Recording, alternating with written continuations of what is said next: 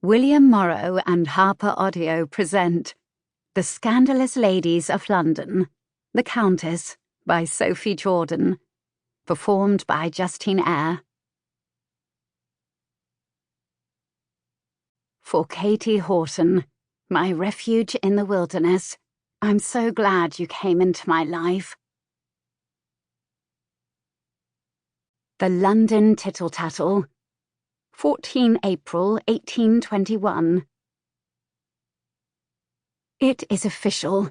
The Lady Cordelia Chatham is out, and society is agog. She is all that is beauty and grace. Surely her impeccable pedigree will be enough to outweigh any scarcity of dowry that might attend the daughter of an earl known to spend more than a passing amount of time in the gaming hells. Fortune hunters need not apply, but those wishing for a titled and well-positioned bride need look no further than this striking, if not costly adornment to grace the arm of any gentleman lucky enough to win her. The belle of the season has arrived. Chapter 1. A lady rarely chooses her husband, but she may choose her friends. Is it any wonder she prefers her friends' company? Gertrude, the Countess of Chatham. Grosvenor Square, London, England. Gertrude set the scandal rag down with a contented little sigh, fully aware that this might have been the first time she had ever touched the wretched paper with anything other than contempt in her heart. As much as she loathed scandal rags for all the damage they could do, and did, this one was positively delightful. None of its usual swill, to be sure. Good things were happening for Delia, and this signalled it. She would have choices, her pick of suitors, a fate of her own design. All things True had vowed her daughter would have. It was all coming together quite nicely. She reached for her nearby cup of tea. "You look very pleased with yourself," Hilda said as she fluttered about the bedchamber, tidying the space and gathering things to ready True for the day.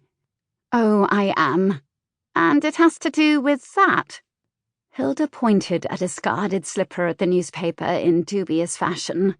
"Indeed, Delia has found herself a subject of high praise in the tittle-tattle today." Chatham himself might have been delivered a subtle slap, but no insult had been done to Delia. There was that, and that was everything.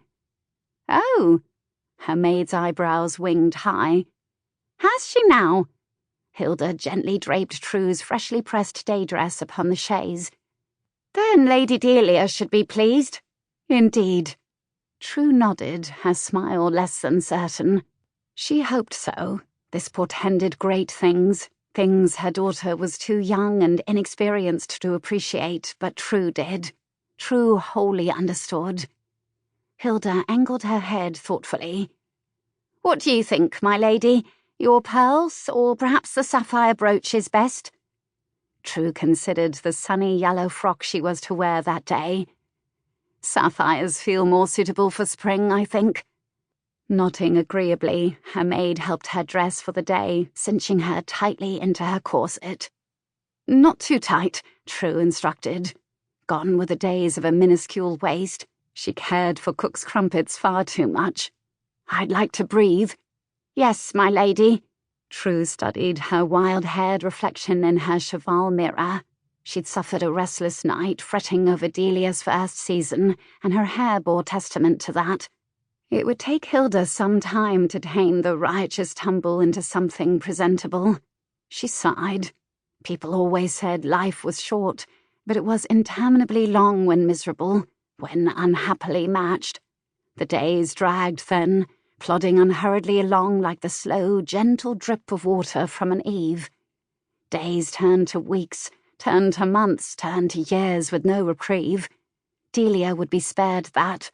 And yet, even as True entertained that comforting thought, there was a niggling worry.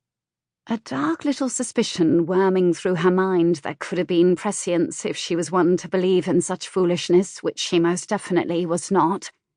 There was only the happiness, or unhappiness, one made and claimed in this life.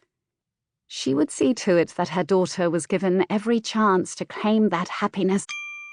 Sample complete. Ready to continue?